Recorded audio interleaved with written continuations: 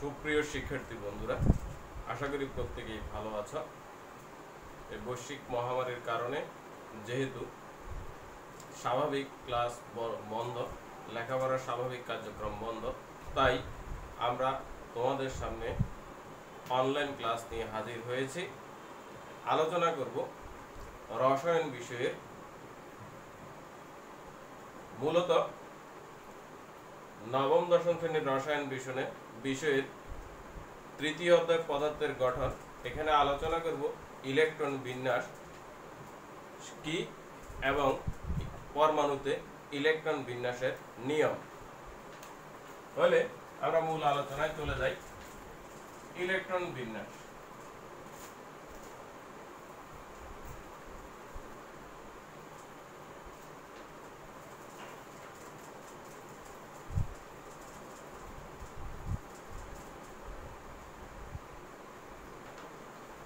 Electron বিন্যাস কি আমরা জানি, বিগত বছরগুলোতে আমরা পড়ে আসছি।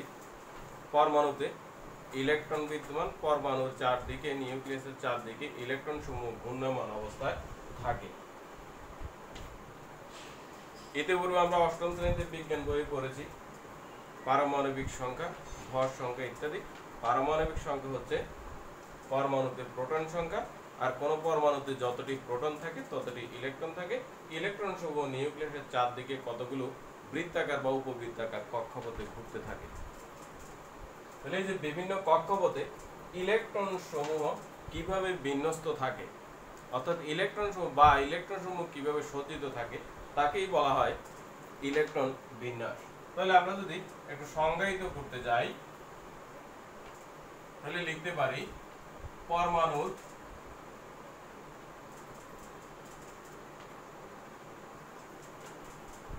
বিভিন্ন শক্তি স্তরে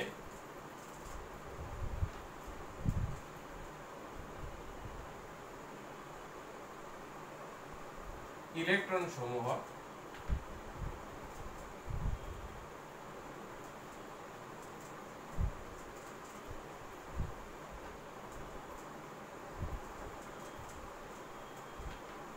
যেভাবে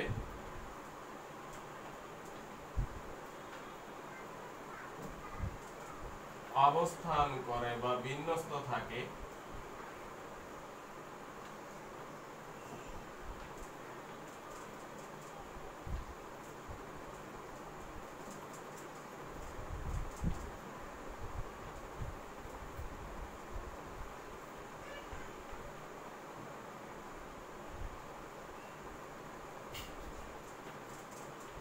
তাকেই ইলেকট্রন বিন্যাস বলে।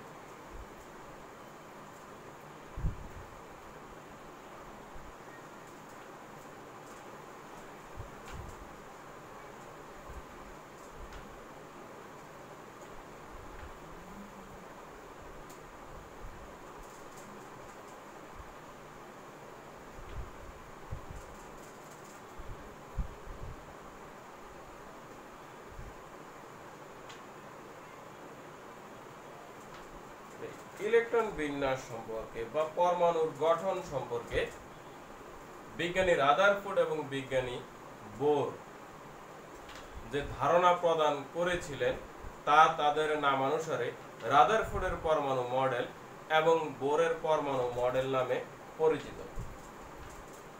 এখন আসো, তাহলে বোরের পরমাণু মডেল অনুসারে যদি আমরা যাই, বোরের পরমাণু মডেলে বলা হয়েছিল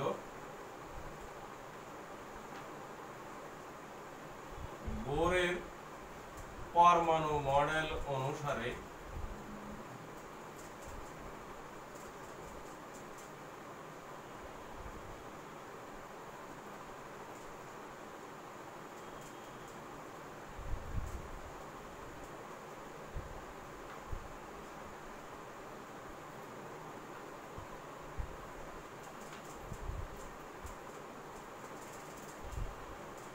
পরমাণুতে বিদ্যমান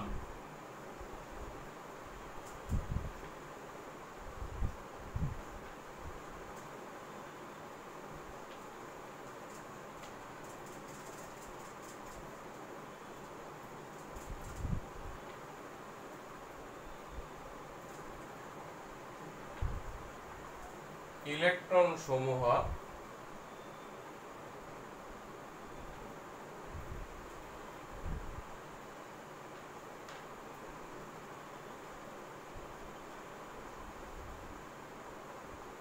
এক বা একাধিক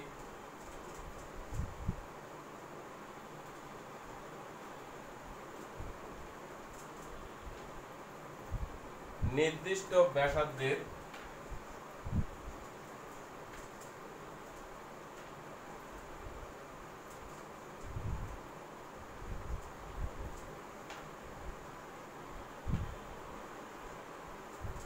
অনুমোদিত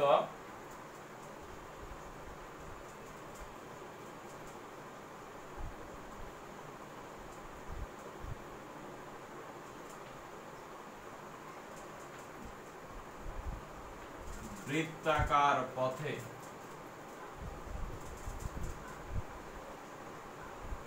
ঘূর্ণায়মান অবস্থায় থাকে।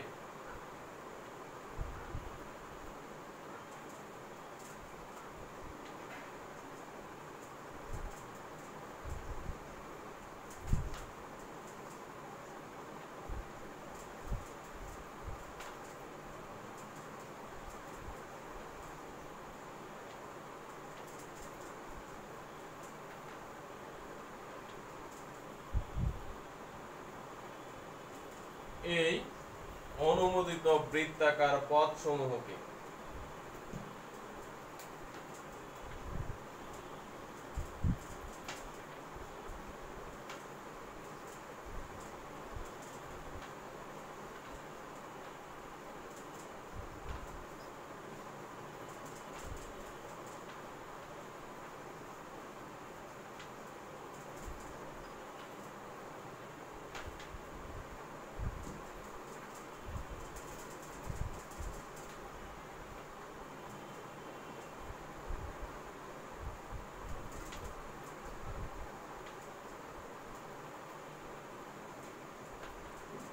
কক্ষপথ অথবা প্রধান শক্তি স্তর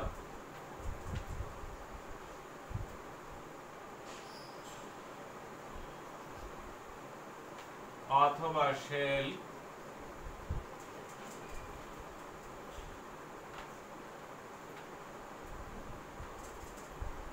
অথবা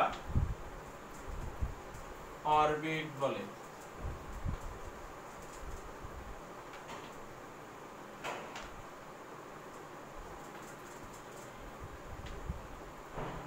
তাহলে এই বোরের পরমাণু মডেল অনুসারে আমরা জানি পরমাণুতে ইলেকট্রন সমূহ কতগুলো বৃত্তাকার অনুমোদিত পথে ঘূর্ণায়মান অবস্থায় থাকে।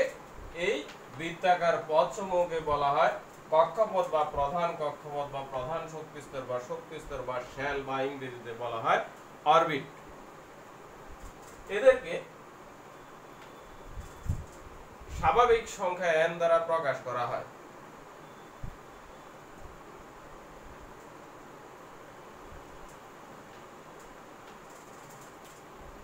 এই কক্ষপথ সমূহকে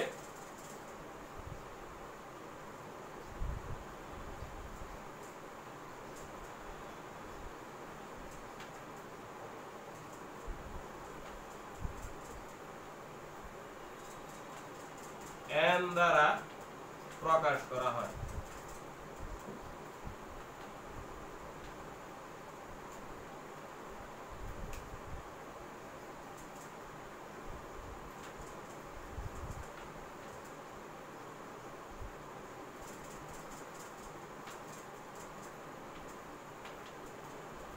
যেখানে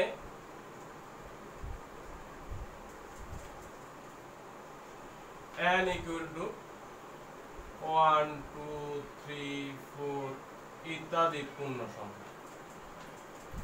n এর মান অনুসারে কক্ষপথ সমূহকে ইংরেজি ক্যাপিটাল লেটার দ্বারা প্রকাশ করা হয়। এরা যথাক্রমে K L M N O P Q ইত্যাদি।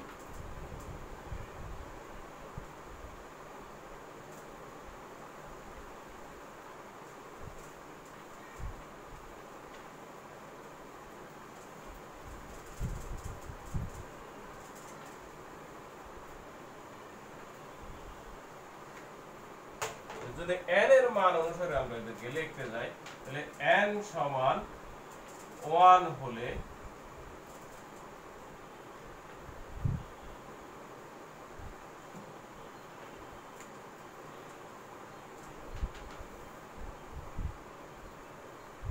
n সমান 1 হলে k শেল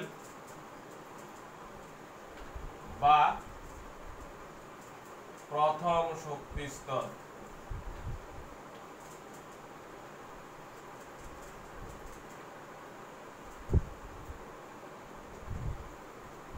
এভাবে n সমান 2 হলে l শেল বা দ্বিতীয় শক্তি স্তর, n সমান 3 হলে m শেল বা তৃতীয় শক্তি স্তর, n সমান 4 হলে n শেল বা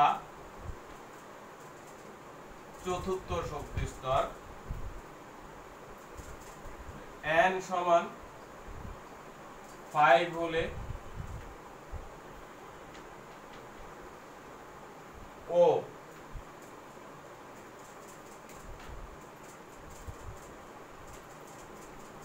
শেল বা পঞ্চম শক্তি স্তর, n সমান 6 হলে p ক্যাপিটাল P শেল বা ষষ্ঠ শক্তি স্তর,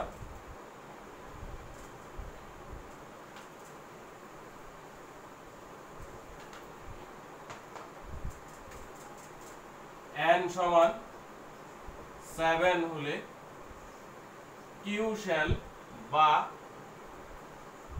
সপ্তম শক্তি স্তর।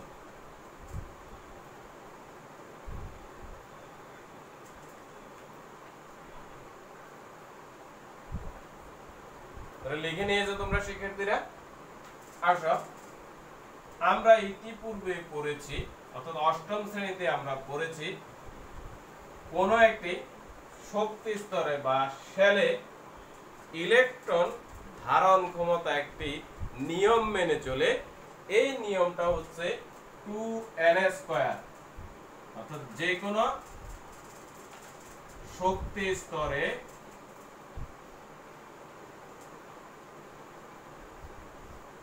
সর্বোচ্চ ইলেকট্রন ধারণ ক্ষমতা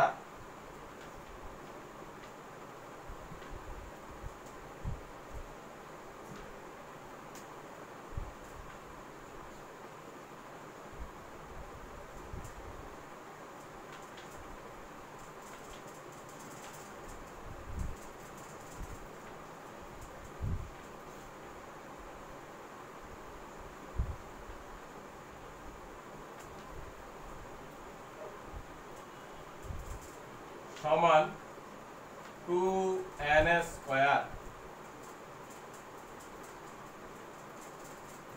এই হিসেবে প্রথম শক্তি স্তর, সুতরাং প্রথম শক্তি স্তর বা k শেলে ইলেকট্রন ধারণ ক্ষমতা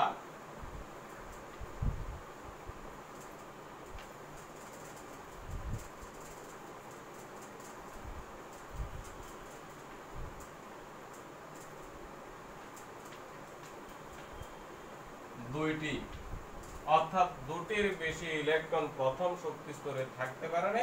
অর্থাৎ n এর মান যদি আমরা 1 বসাই তাহলে 1² = 1, 1 × 2 = 2। এভাবে দ্বিতীয় শক্তি স্তর বা l শেলে ইলেকট্রন ধারণ ক্ষমতা 8টি, 2 × 2² = 8। তৃতীয় শক্তি স্তর বা m শেলে ইলেকট্রন ধারণ ক্ষমতা 2 into 3 square অর্থাৎ 2 into 9 equal to 18। এভাবে চতুর্থ শক্তি স্তর বা n শেলে ইলেকট্রন ধারণ ক্ষমতা 2 into 4 square equal to 32। 4 square equal to 16 into 2 equal to 32। 32 T electron থাকতে পারে। এই হচ্ছে প্রধান শক্তি স্তরে ইলেকট্রন ধারণ ক্ষমতা। নেক্সট আসলে ইলেকট্রন বিন্যাস করতে গিয়ে দেখা গেল যে 1 থেকে 18 পারমাণবিক সংখ্যা বিশিষ্ট মৌলগুলো ওই 2n² এর নিয়ম মেনে চলে, কিন্তু তার পরবর্তী মৌলসমূহ এই নিয়মটি মেনে চলে না। কেন মেনে চলে না সেটা যদি আমরা আলোচনা করতে যাই বা অবতারণা করতে যাই, তাহলে দেখতে পাই বিভিন্ন শক্তি স্তরে এক বা একাধিক উপশক্তি স্তর বিদ্যমান। এই উপশক্তি স্তর সমূহকে অরবিটাল বলা হয়। বিভিন্ন প্রধান শক্তি স্তরে এক বা একাধিক উপশক্তি স্তর বা অরবিটাল বলে। এদেরকে ইংরেজি ছোট হাতের বর্ণমালা SPDF দ্বারা চিহ্নিত করা হয়, অর্থাৎ 4 ধরনের অরবিটাল বা উপশক্তি স্তর বিদ্যমান, তারা যথাক্রমে SP, DO, F। তাহলে আমাদের আসলো শক্তি স্তরের পরে এখন কি হচ্ছে উপশক্তি স্তর।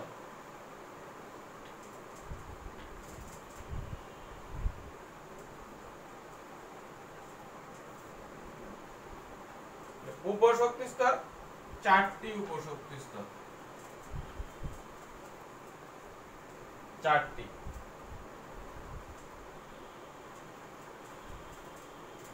এরা যথাক্রমে ইংরেজি স্মল লেটার দ্বারা অর্থাৎ S, P, D ও F। S অরবিটালে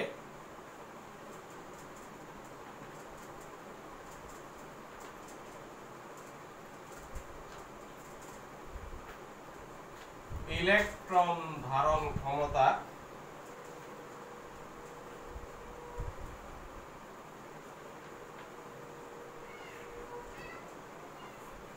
4টি। এভাবে 2টি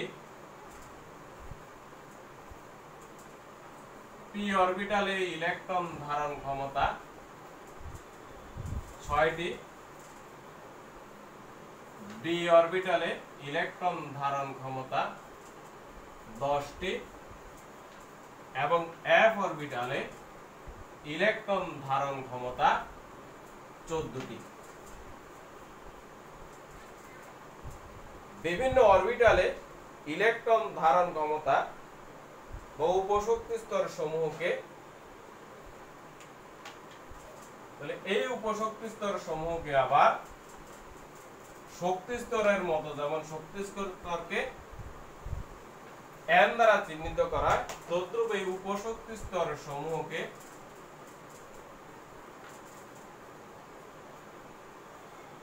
L দ্বারা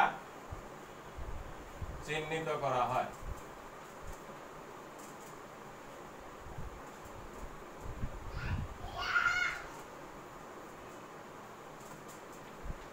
L এর মান, এই L সমান সমান 0 to n-1।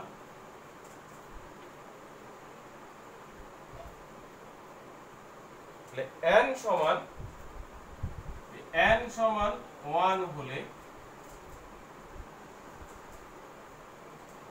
L সমান 0। কিভাবে 0? একটা মান 0, n এর মান 1, 1 - 0 = 0, অর্থাৎ অরবিটাল সংখ্যা মাত্র একটি। তাহলে অরবিটাল সংখ্যা একটি।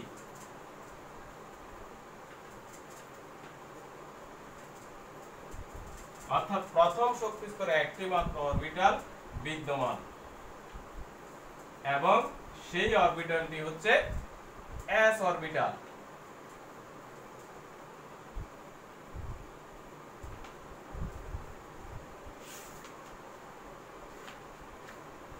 অরবিটাল সংখ্যা একটি, যা প্রথম শক্তি স্তর, এই জন্য 1 এবং অরবিটাল হচ্ছে s। n সমান যদি 2 হয় তখন l সমান একটা হচ্ছে 0 আরেকটা হচ্ছে 2 - 1 = 1।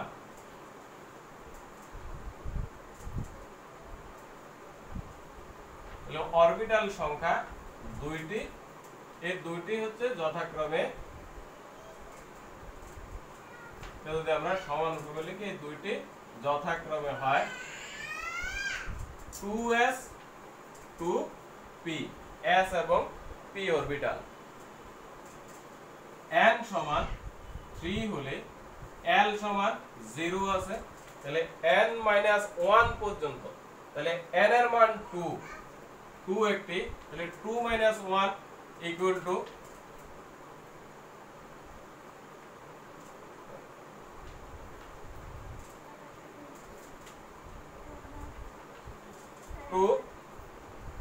n এর মান, এখানে n এর মান যদি আমরা 3 বসাই, 3 হবে একটি, আর n - 1 3 - 1 হচ্ছে 2 একটি, তাহলে 0 0 1 2।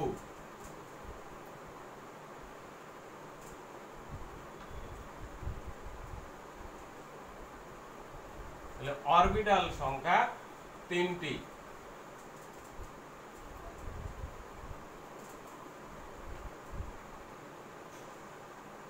যথাক্রমে 3s 3p 3d। n সমান 4 হলে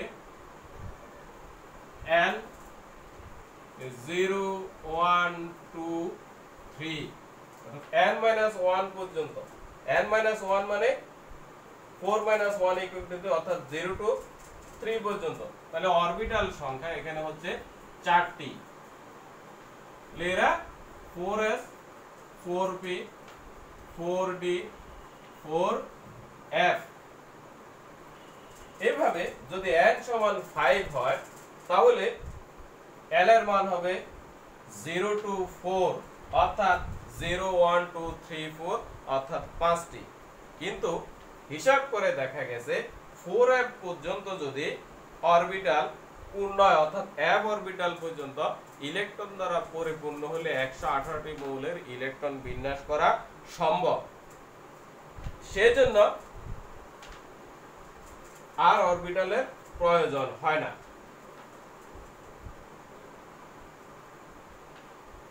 এবার আসো আমরা চলে যাব প্রতিটি অরবিটালে কতটি ইলেকট্রন থাকে।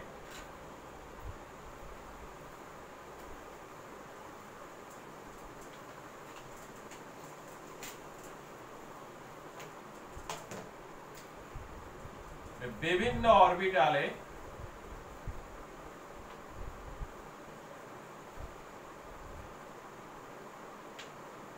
ইলেকট্রন ধারণ ক্ষমতা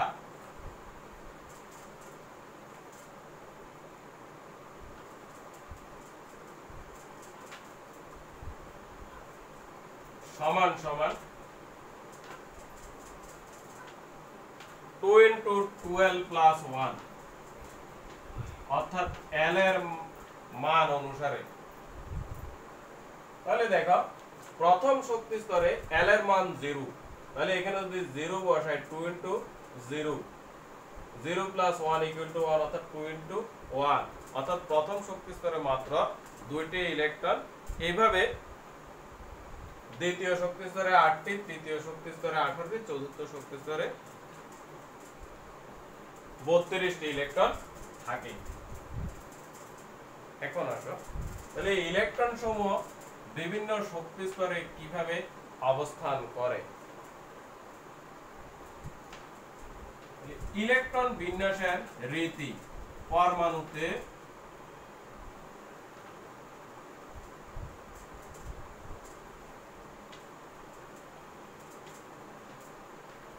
ইলেকট্রন বিন্যাসের রীতি বা নিয়ম।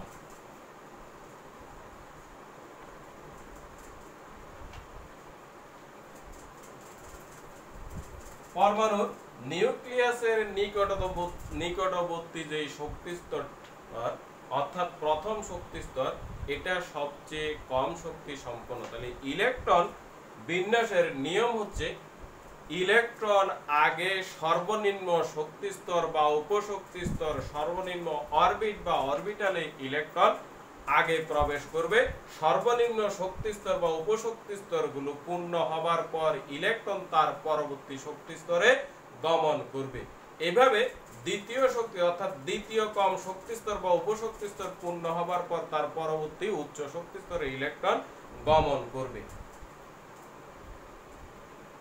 এরপরে যদি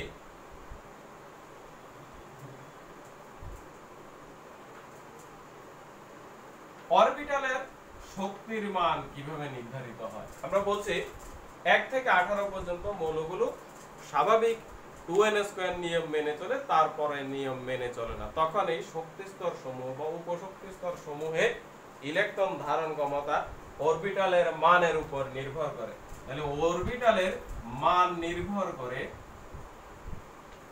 অরবিটালের মান নির্ভর করে n প্লাস l এর মানের উপর।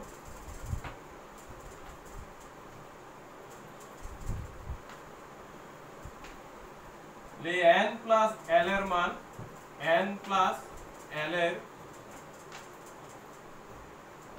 মান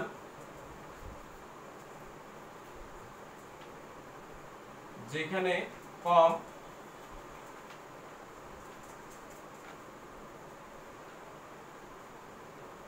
সেই উপশক্তি স্তর কম শক্তি সম্পন্ন,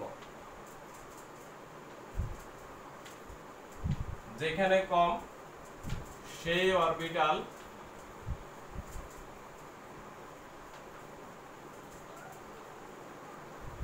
কম শক্তি সম্পন্ন।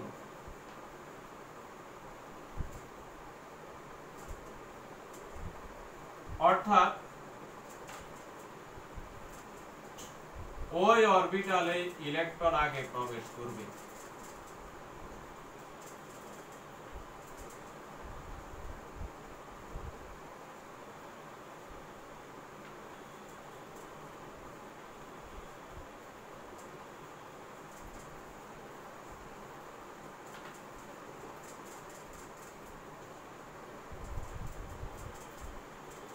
এরপরে আসো n প্লাস l এর মান সমান হলে, n এর মান যেখানে কম সেটি কম শক্তি সম্পন্ন,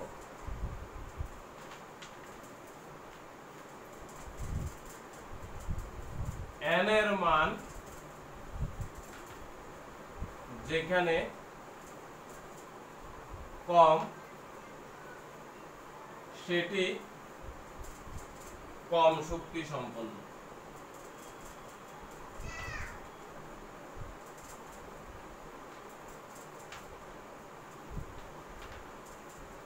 এই হচ্ছে ইলেকট্রন বিন্যাসের স্বাভাবিক নিয়ম।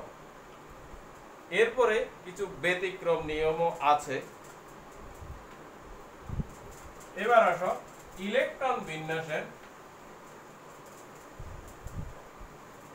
ইলেকট্রন বিভিন্ন উপশক্তি বা শক্তি স্তরে কিভাবে নির্ধারিত হয়। 1s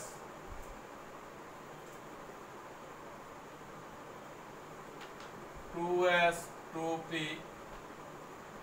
3s 3p 3d 4s 4p 4d 4f 5s 5p 5d 6s 6p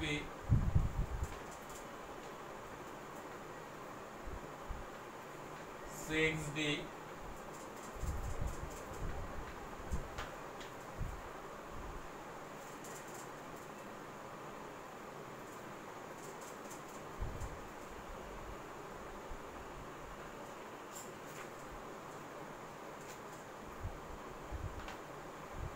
এখানে যদি আরেকটা আমরা 5f দিলেও দিতে পারি, দরকার নাই 5f, আমরা বলছি 4f পর্যন্ত আমাদের ইলেকট্রন বিন্যাস শেষ।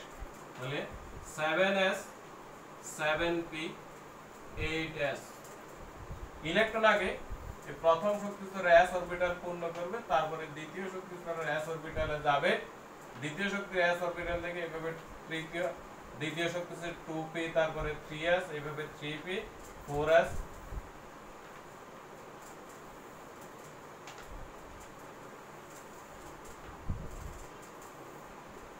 এই হচ্ছে ইলেকট্রন বিন্যাসের নিয়ম। এই নিয়মটাকে বলা হয় আউফবাউ রুল বা আউফবাউ নিয়ম। এটা একটা জার্মান ওয়ার্ড, যার অর্থ হচ্ছে বিল্ড আপ বা তৈরি করা। এই নিয়মটাকে বলা হয় আউফবাউ রুল। এখন এতক্ষণে যত নিয়ম আলোচনা করলাম, সব নিয়মকে আমরা বাদ দিয়ে একটি সাধারণ নিয়মে চলে যাব। আমরা এই অরবিটাল সমূহকে যদি এভাবে লিখি, এই এস এস দুইবার লিখলাম, তারপরে লিখলাম এসপি, উল্টাভাবে লিখি পিএস, দুইবার করে লিখি পিএস, তারপরে লিখি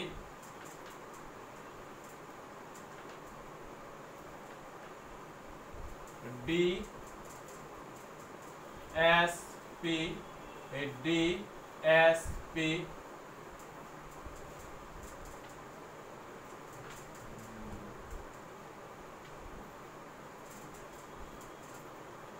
সরি ডিপিএস, ডিপিএস, ডিপিএস, এইভাবে লিখবো। এই F D P S, F D P S. এবার এদেরকে এখানে প্রথম যদি এস এর আমরা যদি শক্তি স্তরের মান দিব, এটা প্রথম 1, তারপর এটা 2, 3s, 4s, এভাবে 5s, 6s, 7s, 8s। তারপরে আসো এটা দ্বিতীয় শক্তি স্তর, এখানে দিব p এর মান এই 2, 3, 4, 5, 6p, 7p। নেক্সট রেখে দিব এই 3d, তারপরে 4d, 5d, 6d। চতুর্থ শক্তি স্তরে 4f, এখানে 5f, এখানে আমরা 5f,